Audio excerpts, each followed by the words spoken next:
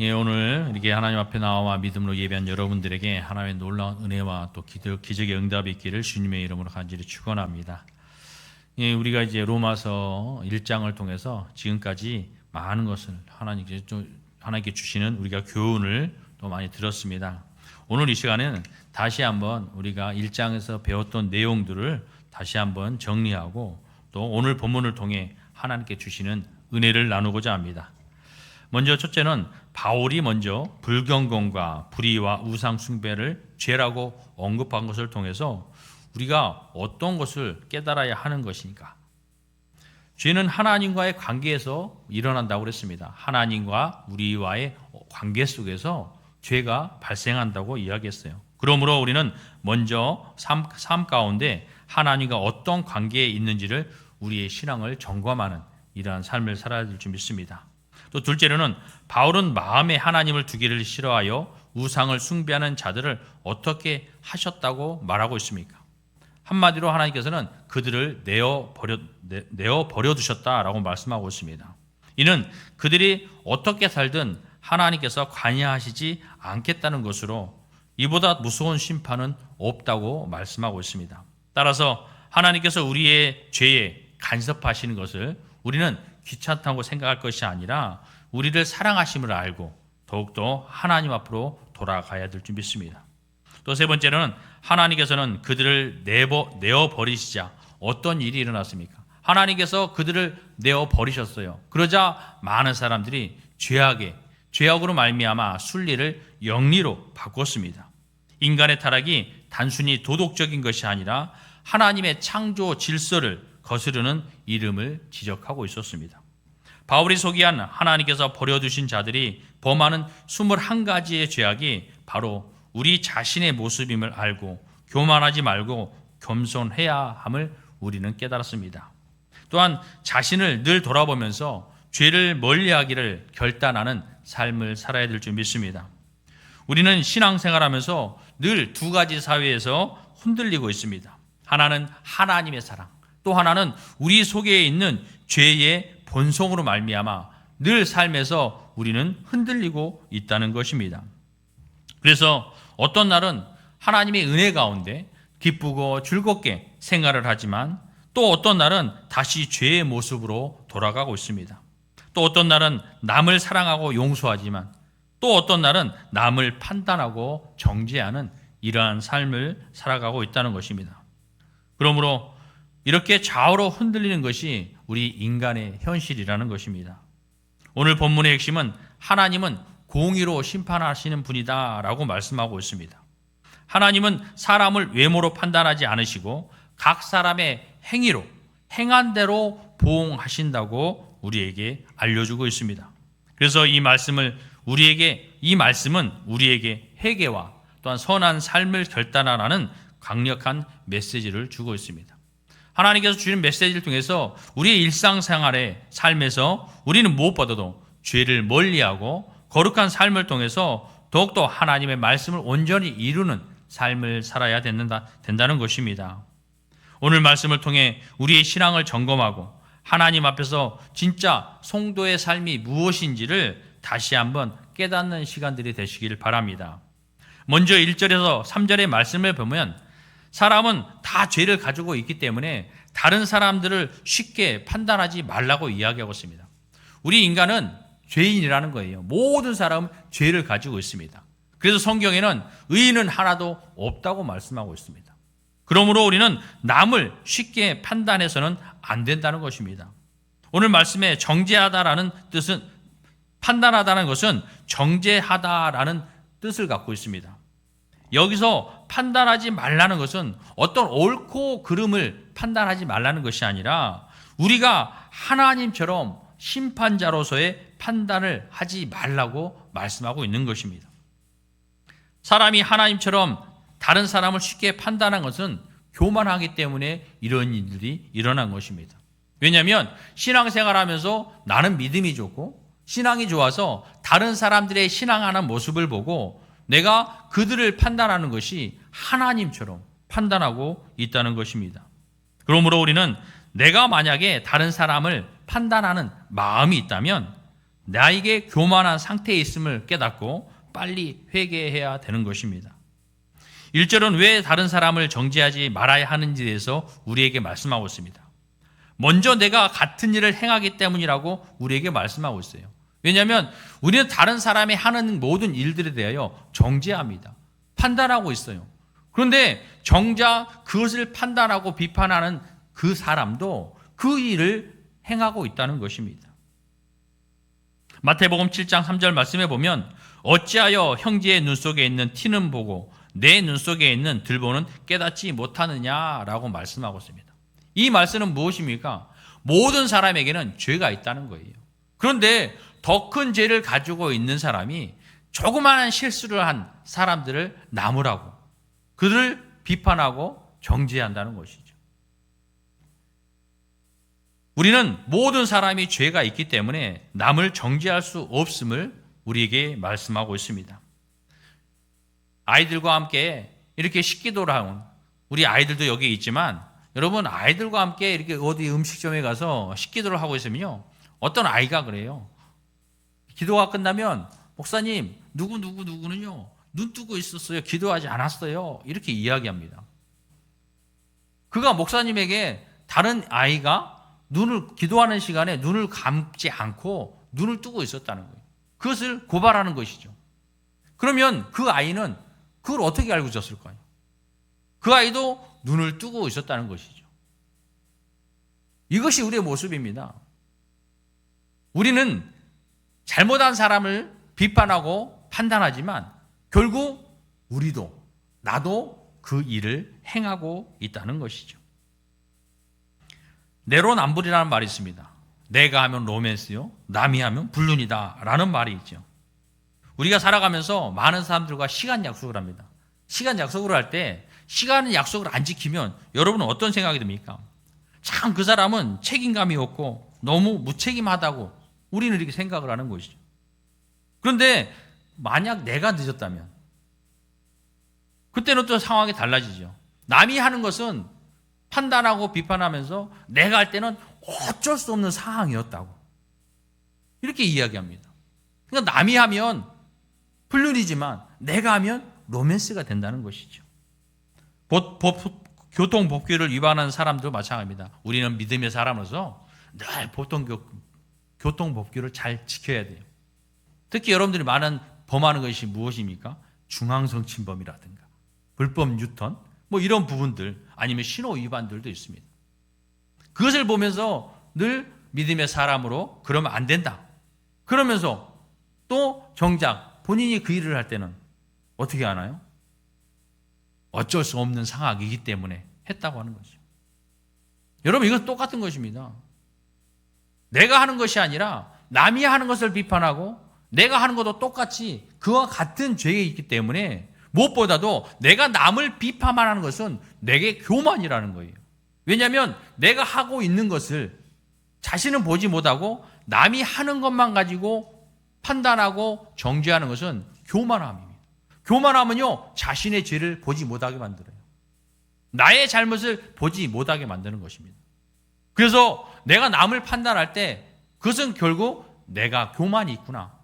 내가 지금 교만하구나.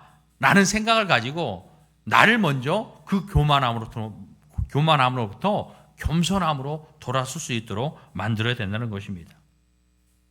많은 사람들이 자신의 허물에 대해서는 관대하지만 남의 허물에 대해서는 매우 엄격한 이러한 삶을 살고 있습니다. 그러므로 우리 역시 다른 사람들과 동일한 죄인이기 때문에 남을 함부로 판단하지 말아야 할 것입니다.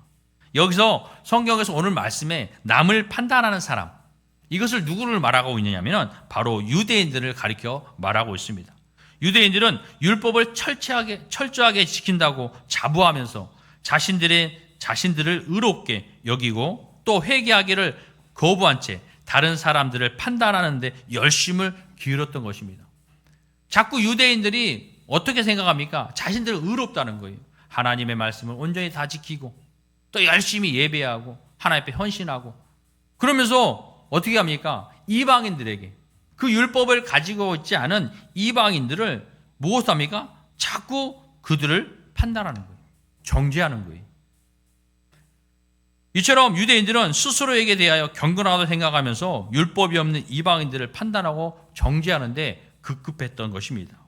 그러나 결국 모든 인간은 하나님 앞에 심판을 받을 수밖에 없는 죄인임을 우리는 알고 있습니다.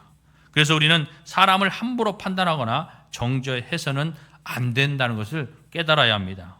다른 사람을 판단하면 하나님은 그 사람을 또 판단하고 심판하게 되기 때문에 우리는 무엇보다도 남을 함부로 판단하는 것이 아니라 모든 것을 하나님 앞에 맡기고 더욱더 기도하면서 우리가 남을 보고 판단할 것이 아니라 그를 위하여 더욱더 기도할 수 있는 이러한 은혜로운 삶을 살아야 될 줄 믿습니다.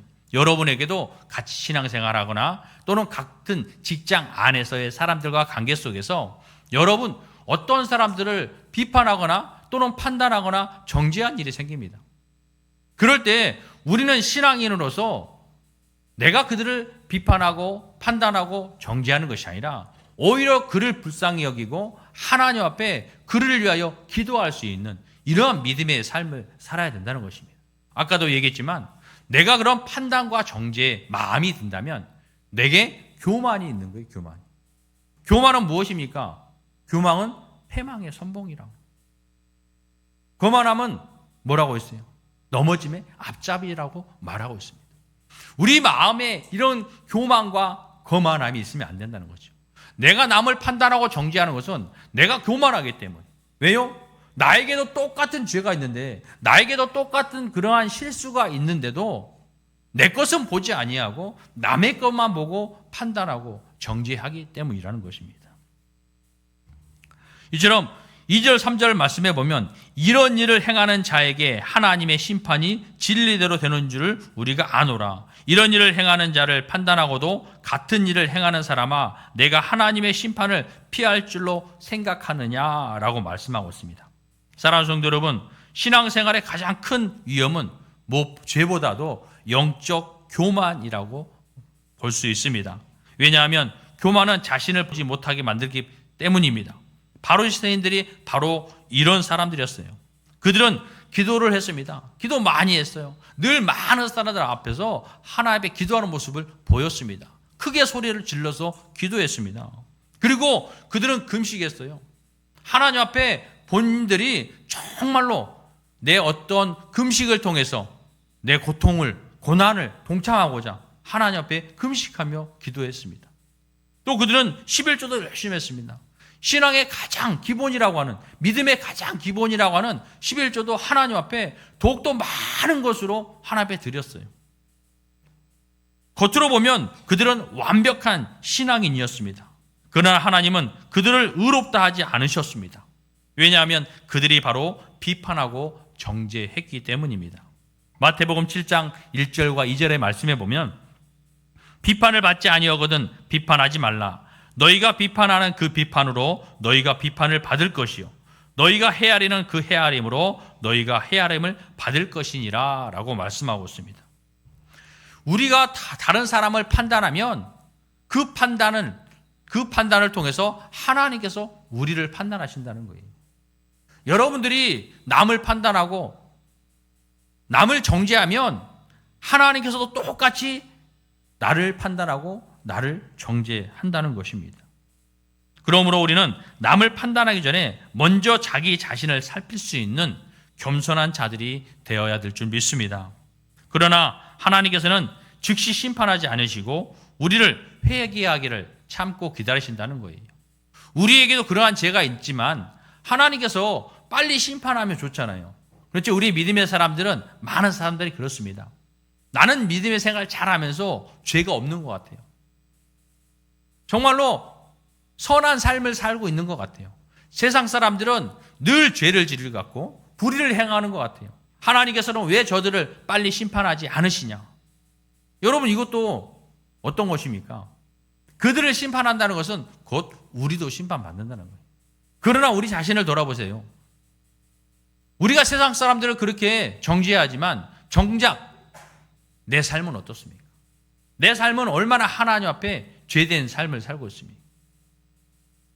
그것이 많은 사람들에게 알려지진 않았지만 보이지는 않지만 하나님은 알고 계신다는 것이죠. 그러므로 우리가 무엇보다도 남을 판단하는 것을 잠시 내려놓고 내 자신을 돌아보고 나를 먼저 하나님 앞에 회개하고 온전히 신앙으로 바로 설 수 있는, 그리스도인으로 바른 삶을 살 수 있는 그러한 삶을 먼저 살아야 된다는 것입니다. 하나님께서는 이처럼 심판을 바로 하지 않으시고 우리를 회개하기를 참고 기다린다고 말씀하고 있습니다. 4절과 5절의 말씀에 보면 혹 내가 하나님의 인자하심이 너를 인도하여 회개하게 하심을 알지 못하여 그의 인자하심과 용납하심과 길이 참으심이 풍성함을 멸시하느냐. 다만 내 고집과 회개하지 아니하는 마음을 따라 진노의 날 곧 하나님의 의로우신 심판이 나타나는 그날에 이 말 진노를 내게 쌓는도다 라고 말씀하고 있습니다. 하나님께서 사람들의 죄악에 대하여 곧바로 심판하지 않는 것은 그들의 행위가 정당하기 때문이 아니라 회개를 기다리신다는 거예요. 회개하기를 기다리고 계신다는 것입니다. 그래서 하나님의 인자하심과 용납하심과 길이 참으심이 풍성하기 때문에 참고 기다리고 계신다고 말씀하고 있는 것입니다. 우리가 잘못해도 하나님께서 즉시 심판하지 않는 것은 여러분 우리가 회개하기를 기다리고 계신다는 것이죠. 많은 사람들이 그렇습니다. 하나님 왜 빨리 마지막 날이 오지 않습니까?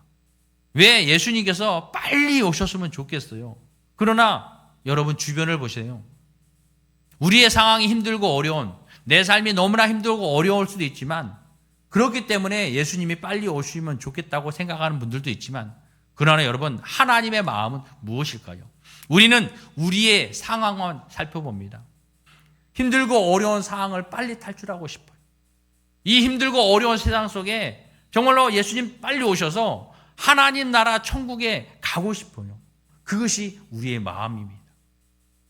요즘은 세상이 너무나 힘들고 어려워요. 때를 바라보면 예수님이 말씀하신 마지막 때가 오는 것 같아요. 그러나 하나님의 마음은 그렇지 않는 것입니다. 이 땅에 한 사람도 멸망하지 아니하고 다 회개하고 돌아오기를 기다리신다는 거예요. 여러분 이것이 하나님의 마음입니다. 우리는 그 하나님의 마음을 헤아려야 돼요. 그래서 이 땅에 살면서 내가 좀 힘들고 어려운 삶을 살더라도 하나님의 뜻을 온전히 이루기 위하여 이 땅에 많은 죽어가는 영혼들에게 복음을 전하는 삶을 살아야 된다는 것이죠. 그러기 위해서는 우리가 세상에 이런 시선, 안 좋은 시선, 비판하는 시선, 판단하는 시선, 정죄하는 시선이 아니라 그들을 불쌍히 여기는 시선을 가지고 오히려 내가 더욱더 하나님 옆에 올바로 믿음으로 바로 서서 그들을 위해서 기도하고 복음을 전하는 이러한 삶을 살아야 된다는 것입니다. 하나님의 사랑은 죄를 덮어두는 것이 아니라 우리를 회개로 이끄는 사랑인 것입니다. 하나님은 우리 죄를 그대로 두지 않으십니다. 왜 그럴까요? 그 죄를 그대로 두면요, 그 죄를 통해서 우리가 사망에 이르기 때문에 하나님께서는 그 죄를 반드시 회개하게 만드신다는 것입니다. 여러분 죄의 값은 무엇입니까? 사망입니다. 그러므로 하나님께서는 우리가 죄를 가지고 있는 것을 그냥 보고 계시지 않으신다는 거예요. 그래서 회개하기를 기다리고 계신다는 것입니다. 여러분 부모가 자녀를 사랑한다면 자녀가 잘못한 길로 갈 때 어떻게 하겠습니까? 그냥 내버려 두지 않습니다. 책망하고 훈계하고 돌이키게 합니다. 왜냐하면 그 자식을 사랑하기 때문입니다. 마찬가지로 하나님도 우리를 사랑하기 때문에 우리를 죄에서부터 회개하기를 기다리고 계신다는 것이죠. 그러므로 성도들에게 나타나는 가장 큰 은혜는 바로 회개하는 마음이라는 것입니다. 하나님께서 우리에게 회개하게 하는 마음을 주시는 것이 가장 큰 은혜라는 것이죠.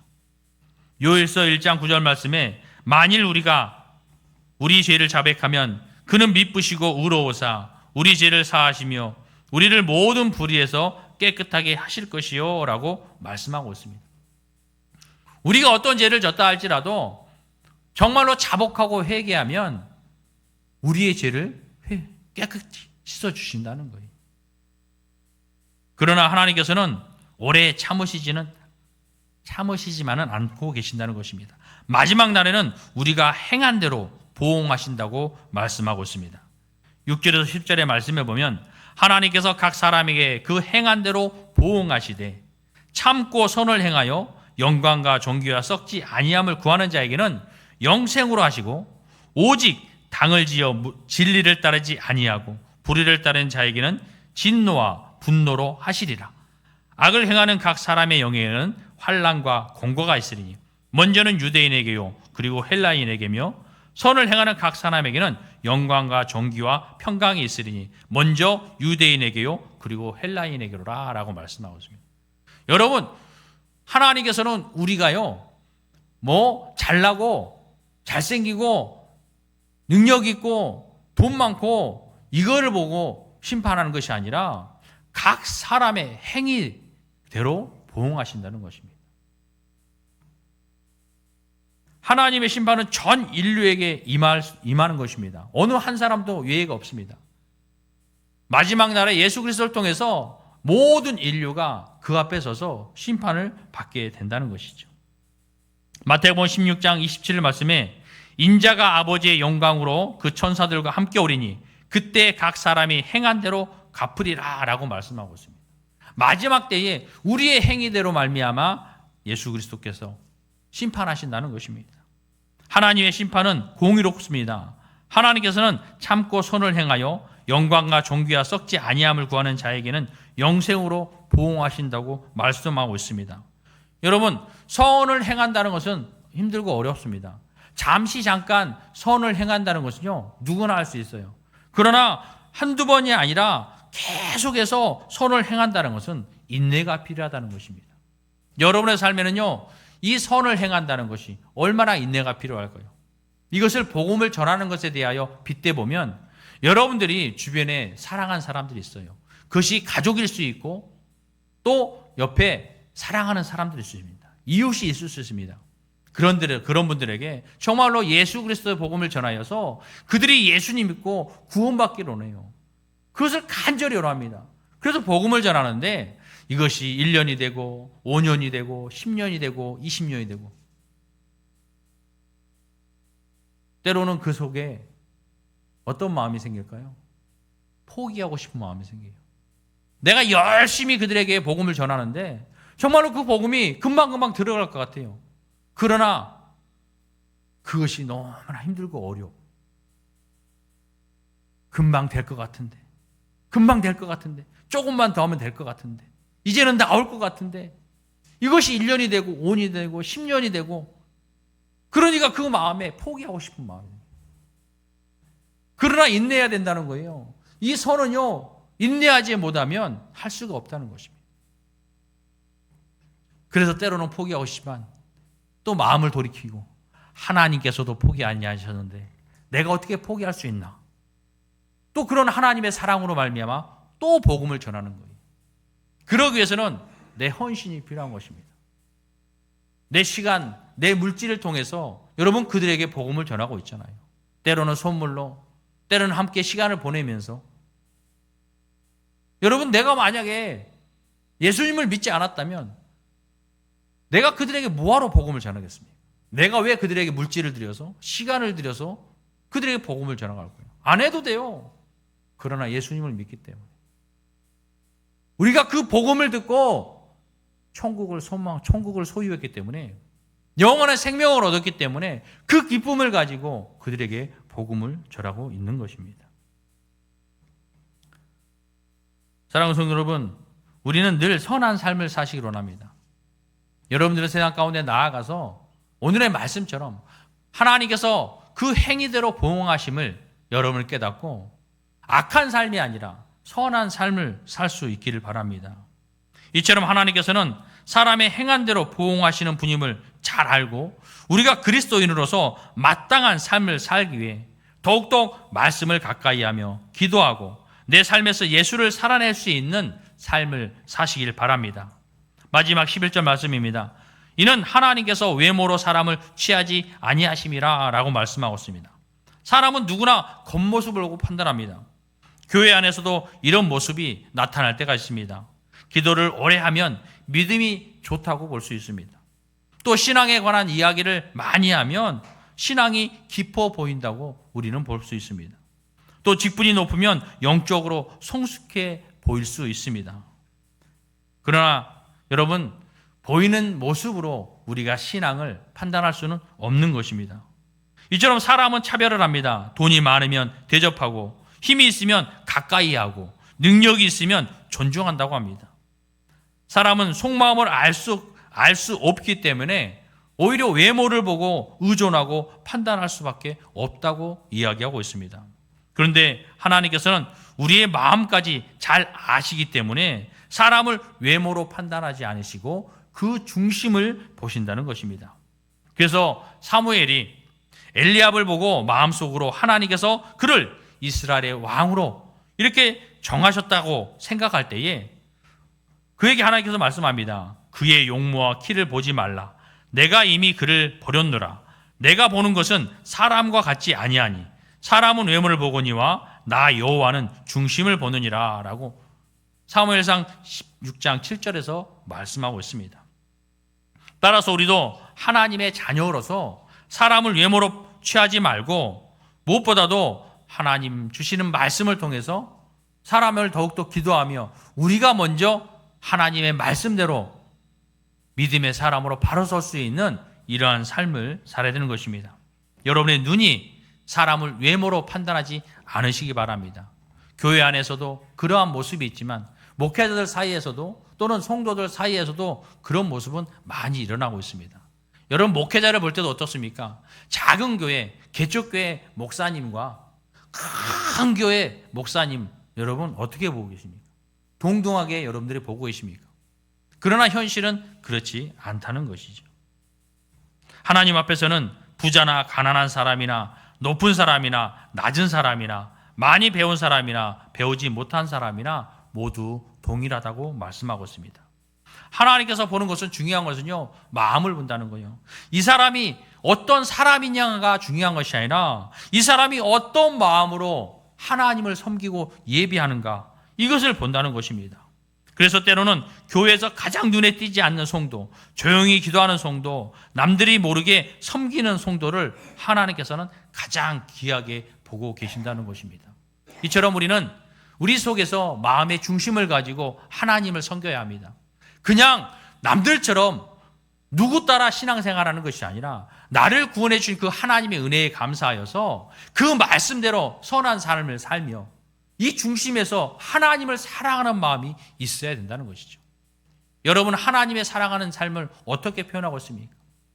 교회 안에서도 그 사랑, 이 중심에서 하나님 앞에 예배로 나오는 것만이 아니라 하나님을 사랑하는 마음이 생기면 이 교회를 보면서도 무언가 내가 헌신하고 싶고 청소도 하고 싶고 봉사도 하고 싶고 음식도 하고 싶고, 여러분 이런 마음이 생기지 않겠습니까?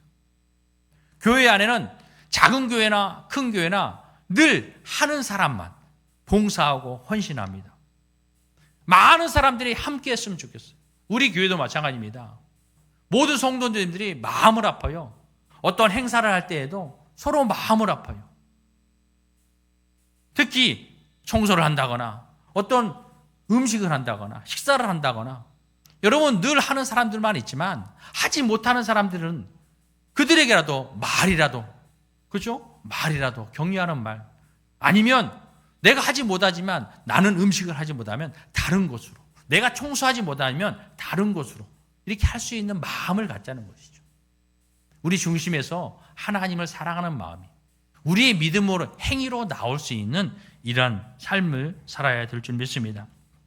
성경에 말하는 참된 신앙은 보이는 신앙이 아니라 하나님이 인정하는 신앙인 것입니다. 사랑하는 성도 여러분, 오늘 말씀을 통해 우리는 세 가지를 기억해야 합니다. 남을 판단하기 전에 먼저 자신을 돌아보아야 합니다. 또 하나님의 사랑은 우리를 회개로 인도하는 사랑인 것입니다. 세 번째로는 하나님은 외모가 아니라 마음의 중심을 보시고 계신다는 것입니다. 사랑하는 성도 여러분, 하나님은 오늘도 우리의 중심을 보고 계십니다. 우리는 사람을 속일 수는 있지만 하나님은 속일 수가 없습니다. 그러므로 우리는 형식적인 신앙이 아니라 진실한 신앙, 중심이 하나님을 향한 신앙을 살아야 될 줄 믿습니다. 사람이 알아주지 않아도 괜찮습니다. 왜냐하면 하나님이 보고 계시기 때문입니다. 오늘도 하나님은 말씀하십니다. 사람은 외모를 보거니와 나는 너희의 중심을 본다 라고 우리에게 말씀하고 있습니다. 사랑하는 성도 여러분, 하나님 앞에서 정직한 마음, 하나님을 사랑하는 진실한 중심으로 올바른 신앙생활을 살아가는 여러분들이 되시길 주님의 이름으로 간절히 축원합니다.